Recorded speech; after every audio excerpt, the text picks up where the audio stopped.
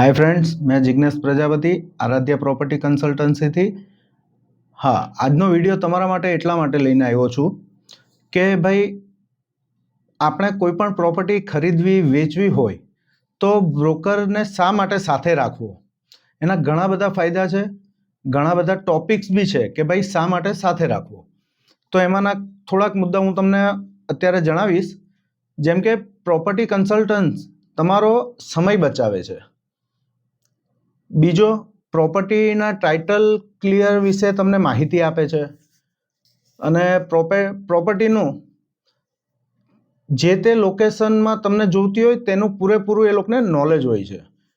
છેલ્લા જે તે એરિયામાં પ્રોપર્ટી શું ભાવમાં વેચાઈ છે એમની બી એમને માહિતી હોય છે કે જે તમારા માટે ખૂબ ફાયદાકારક થઈ શકે છે અને પ્રોપર એની કિંમત શું હોઈ શકે જે તે પ્રોપર્ટીની એનું તમને સારું નોલેજ આપે છે।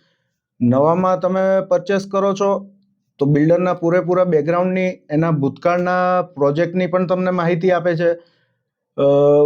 બીજું, તમને ઘણા બધા મલ્ટિપલ ઓપ્શન બતાવે છે કે જેથી તમને ચૂઝ કરવામાં પણ સારું રહે।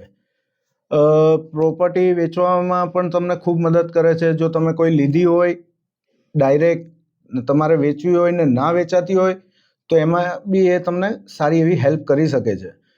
પ્રોપર્ટી લીધા પછી ઘણા બધી પ્રોસેસો હોય છે કે ભાઈ લોન કરાવવા માટે દસ્તાવેજના, તો જે તે વખતે તમને જરૂરી ડોક્યુમેન્ટ બધું ડોર સ્ટોપ, જે આપણે કહીએ ડોર સ્ટેપની સર્વિસ આપે છે કે જે તમને સારી પડે।